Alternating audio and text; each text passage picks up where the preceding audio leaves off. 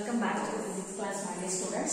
So, in the previous class that we just discussed regarding the velocity as well as the speed. So, the next thing is next important physical quantity is said to be acceleration. Dear students, suppose if I just say that the object is under motion. If the object is under motion, so suppose if the object is said to be under motion. So, when the object is said to be under motion, it is going to change its position with the time. If it is just going to change its position with the time, then it is going to possess velocity. Then, as the object is going to change, if there is a change and the magnitude, suppose if there is a change in magnitude of velocity, and also suppose if there is a change in the direction of motion, suppose if there is a change in the direction of motion, then we can say that the object is going to possess acceleration. Easily we can say that object is in a motion, then it is going to change its position from one point to another point as the time passes. As well as if it is going to change the position, then we can say that it is possessing velocity. If there is a change in magnitude of the velocity, or if there is a change in direction of motion, then we can say that the object is the acceleration. The object is accelerating. So these two are the conditions just to observe that the object is the acceleration. Then how to define acceleration? The rate of change of velocity. The rate of change of velocity is called acceleration. So, dear students, acceleration is written as the ratio of change in velocity divided by time taken. Change in velocity divided by time taken. How to write it? How to represent it in a formula? Acceleration is represented by the letter A. Change in velocity. It means velocity is going to change. How? Suppose an object is, suppose a person is moving from a point A to point B of about 4 kilometers. So that here the object is having some velocity that is said to be initial velocity, which is represented by the letter U. It means at the starting position of a journey, the object which is possessing a velocity is called as initial velocity, represented by the symbol U. At the end of the journey, whereas the object which possesses a velocity called as final velocity, represented by the symbol V. Right? So, how to write the change in velocity then? The change in velocity can be written as V minus U. That is what? Final velocity minus initial velocity divided by time taken. That is V minus U divided by T. So that the acceleration is represented as A is equal to V minus U divided by T. This is the required formula for acceleration. Now dear students, let us see the SI unit and also the dimensional formula which is required for acceleration. Hope you know that here the acceleration is exactly depending on velocity, and you know that the velocity is depending upon displacement, whereas displacement is said to be a vector quantity. Obviously then I can say that acceleration is also said to be the vector quantity. Is said to be the vector quantity. Whereas then if it is a vector quantity, so that it may be equal to 0, and sometimes it may become positive and sometimes it may become equal to negative. Right? Next, you can observe here clearly that there is a formula V minus U by T. In case if the initial velocity U becomes equal to final velocity. Suppose that is what's said to be if initial velocity u becomes equal to final velocity v, then what happens to acceleration?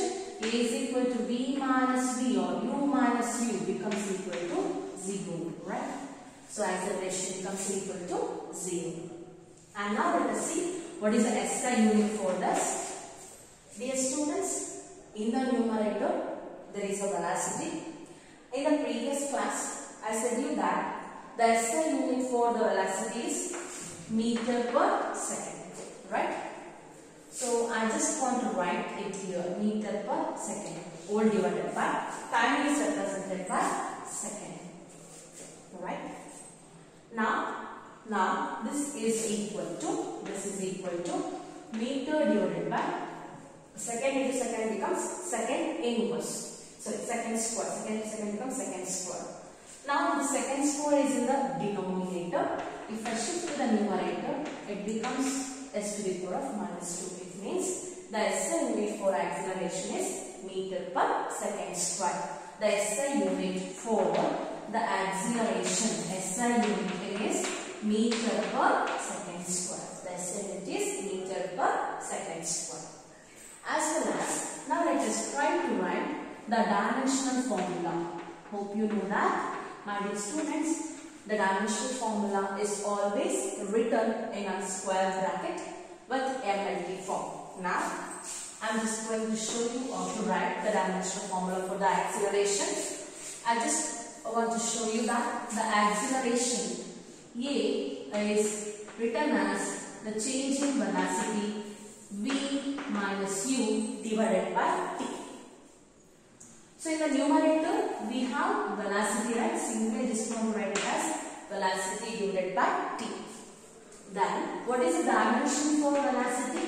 Already in the previous class I just discussed the dimension for velocity is m power 0, n power 1, p to the power of minus 1, right? And what is the dimension for time? It is written as p to the power of 1. For time the dimension is p to the power of 1. Why? Because here it is velocity. I just written the dimension for velocity.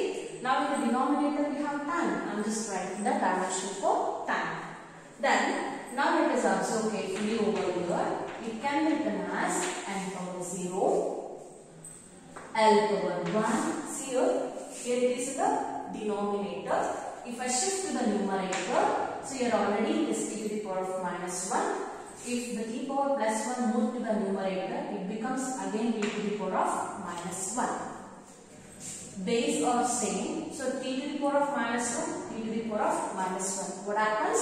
Minus 1 becomes equal to minus 2. So that the dimension for the acceleration is m power 0, l power 1, t to the power of minus 2. This is the dimensional formula for acceleration. This is about the acceleration, that is how to write the formula for acceleration, SI unit as well as the dimensional formula. Now let us see the types of acceleration.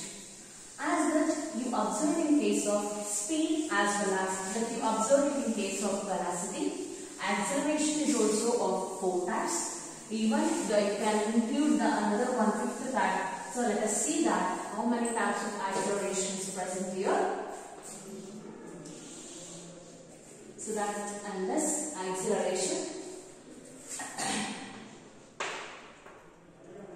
There is a first type that is said to be uniform acceleration, right?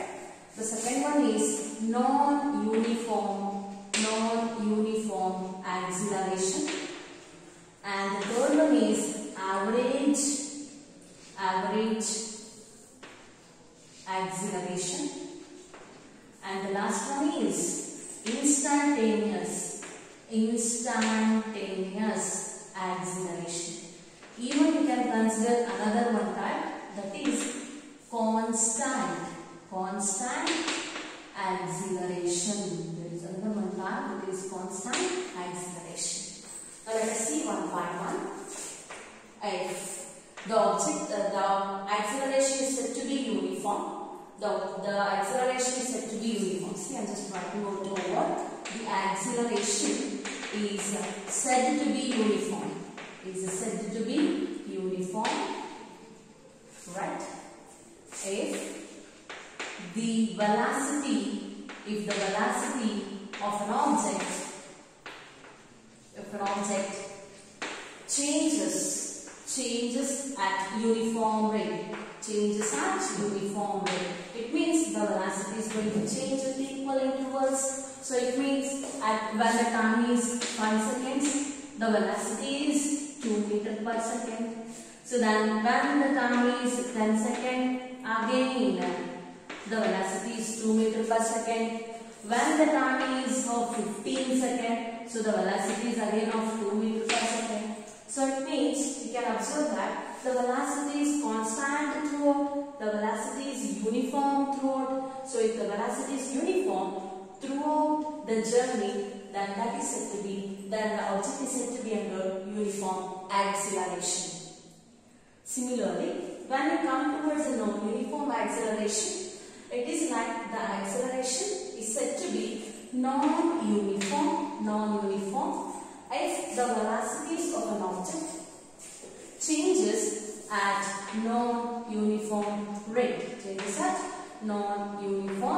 It means the velocity is different for the different intervals. See, for every change in 5 seconds, the velocity is constant, then the object is said to be under uniform acceleration.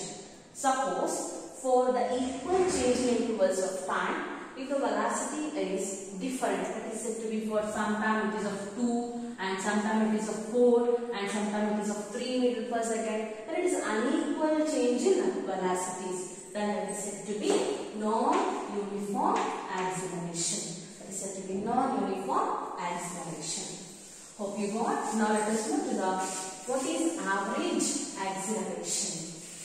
And one thing is that constant acceleration. It means the velocity is not going to change exactly. So it is just going to maintain the value constant throughout the journey. That is said to be the constant acceleration. I will discuss the constant acceleration while just I am representing it in the graph. Now don't bother about the constant acceleration. Let us see the average acceleration first. Average acceleration is represented by the symbol AAV. A is acceleration, AV represents average. So that the average acceleration is defined as the change in velocity divided by the time taken. That is AAV can be written as V minus U divided by T. That is said to be the average acceleration. So how to calculate this average acceleration? You know that, my dear students, if I just consider an object is traveling from different points A, B, C and D.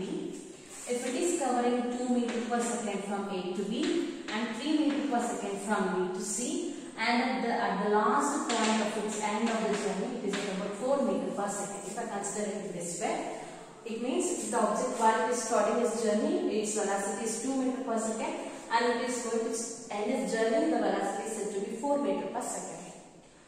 What is average velocity? Just I should add all these things and I should calculate. But here, what is average acceleration?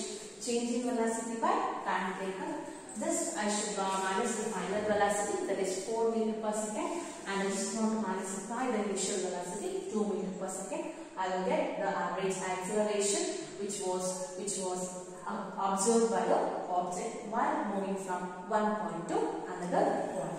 So that the average acceleration is simply defined as change in velocity by time taken, that is V minus U by T. And instantaneous acceleration is again simply defined as, so that the acceleration of an object at a particular instant of time. The acceleration of an object at particular instant of time, that is said to be instantaneous acceleration. Or else even it can be defined in different ways. The instantaneous acceleration is represented as AI. A is an acceleration, I indicates the instantaneous.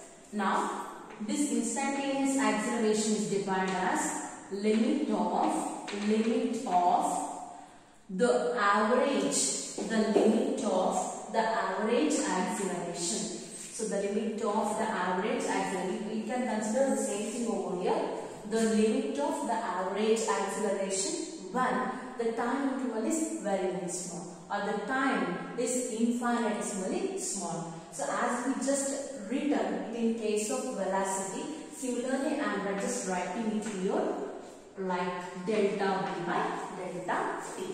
So that the instantaneous acceleration is a limit of average acceleration when the time is infinitesimally small. So that even it can be written as dv divided by dt. This is a representation of instantaneous acceleration.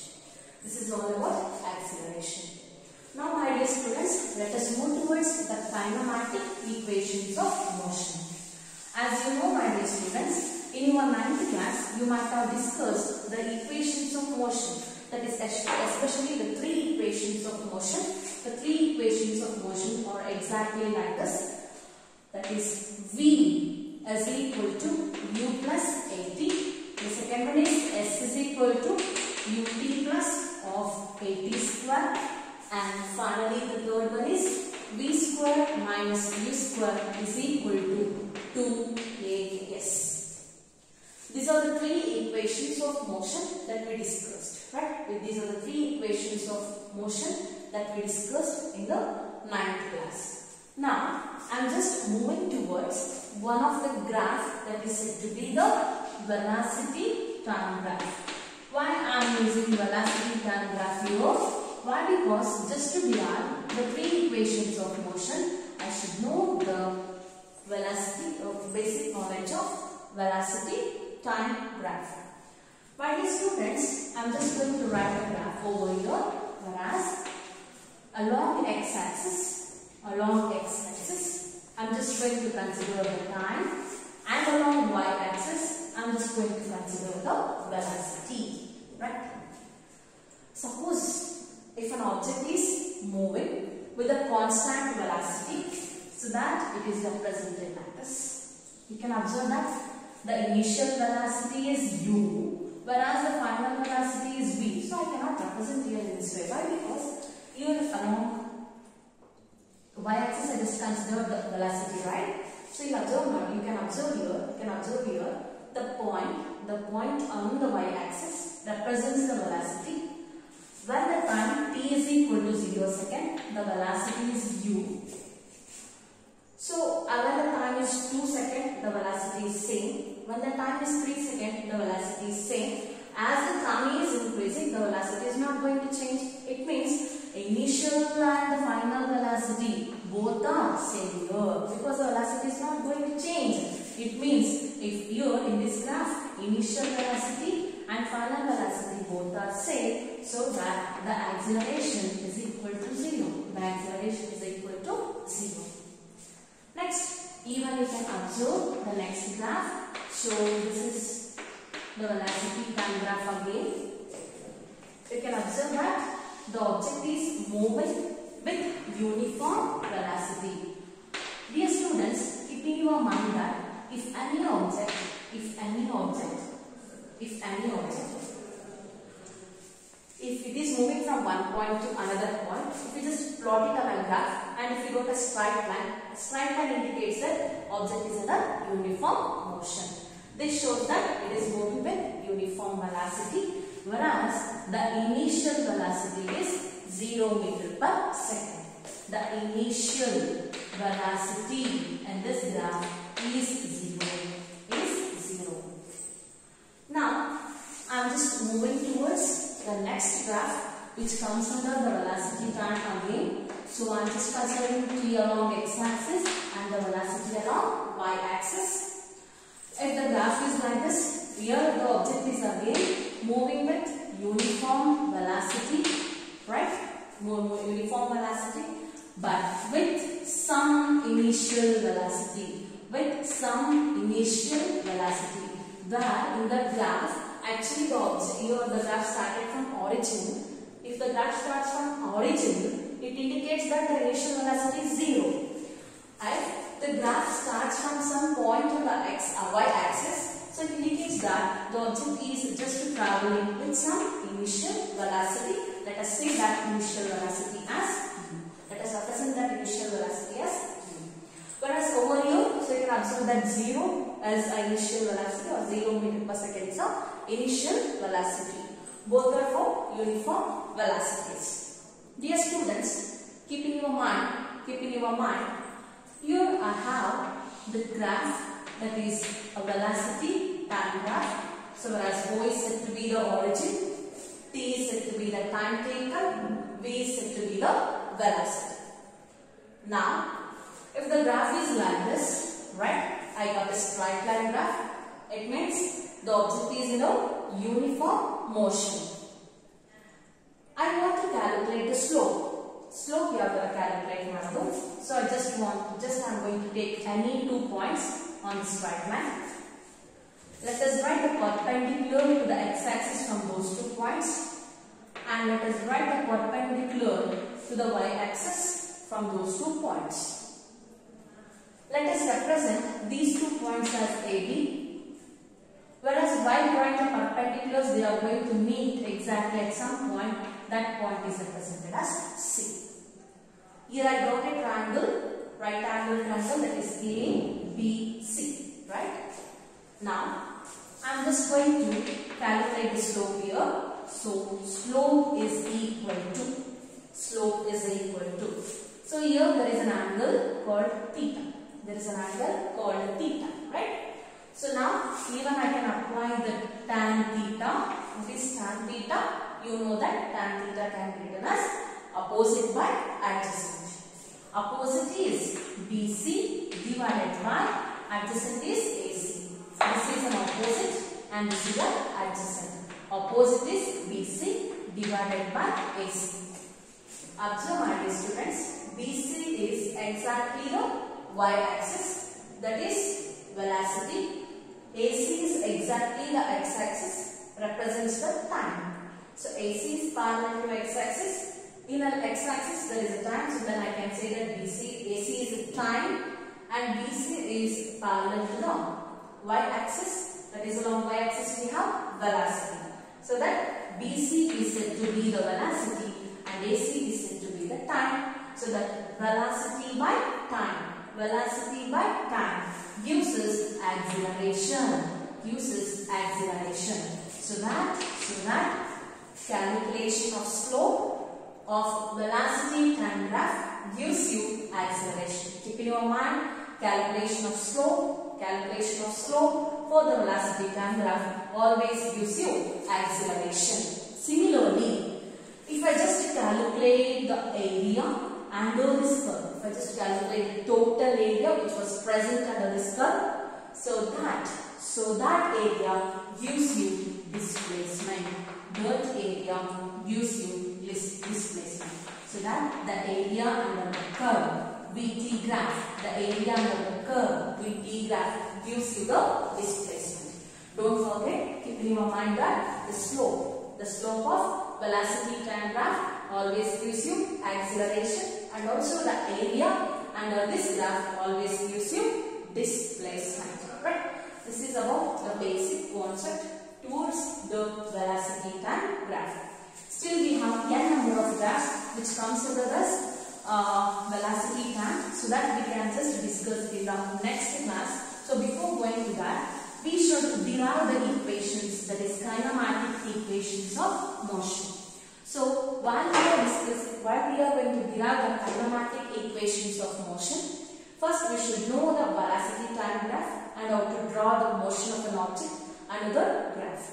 Now, I just want to explain the graph for today's class, and in the next class we can move over the derivation of 3 equations of motion. My dear students, for deriving 3 kinematic equations of motion, I am just moving towards the velocity time graph. So that it is having origin, x-axis and y-axis. Along x-axis, I am going to consider the time.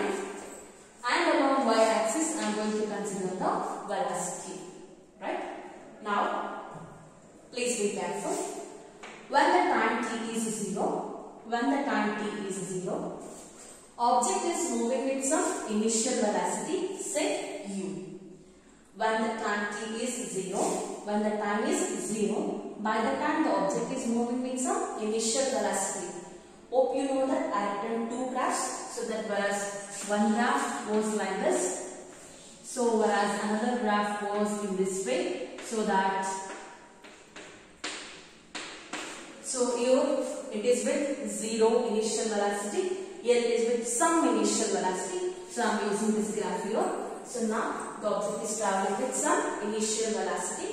So that initial velocity is u. So that the object is moving with some initial velocity, say u. The starting point is a. As the time increases, it starts moving at a uniform path, and finally it reaches a point, say B. It reaches a point B. Whereas the final velocity is V. The final velocity for the journey is V, and representing V. Right? The final velocity is V. My dear students, I want to derive 3 equations of motion. For that reason, write the perpendicular from point B to the x-axis. So name it as C. And now draw the perpendicular from point A on the line BC. So that name that point as D. Now I got A, B, D, C, O, A. I got a quadrilateral, right? So I got a quadrilateral. Now let us observe carefully. OC is along x-axis. It means it is along time axis. At this point, the time is equal to 0. At this point, the time is equal to some t second. It means the total value from O to C is taken as t minus 0. That is t. Whereas OC is parallel to AD, then the value of AD is also same, which is equal to t again. See, AO is parallel to CD. AO is parallel to CD. Then what is the value of the CD? CD is also equal to U. So AO is equal to CD, which is equal to U. AD is equal to OC. AD is equal to OC, which is equal to time T. Now let us see what is this value of BC. BC is equal to final velocity V. Now what is the value of dB now? What is the value of dB now? I just want to write here. What is the value of dB now? So I am just writing the value of dB here. dB can be written as BC minus DC. If I just subtract DC from BC, then I will get dB. You can observe that BC from here to here minus, I am just subtracting BC, so that I will get V minus U. So what is the value of dB now? Which is equal to V minus U. Right? So we got this. So the value of AO, CD is U, and the value of AD, OC is T, and the value of BC is V, and finally the value of dB is V minus U. This is about the graph. And one thing just we should know is slope of velocity time graph gives us acceleration. Area of velocity time graph gives us displacement. So keep in your mind these two things. So once you go through the graph again, so the next step let us derive the equations by considering this graph. Okay. So thank you, my dear students. And the homework for today's class is just differentiate homework. This is the homework for you. So differentiate between speed and velocity, and also differentiate between distance and displacement. So, and also I discussed the 4 different graphs, so that take down, write the graphs. Graphical representation.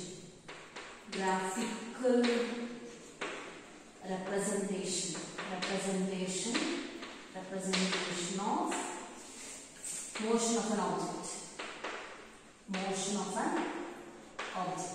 Try to write the graphical representation, especially write the VT graph, right? Write the graphical representation of motion of an object by using VT graph. Just write 4 graphs, which was I discussed in the class. Okay, thank you.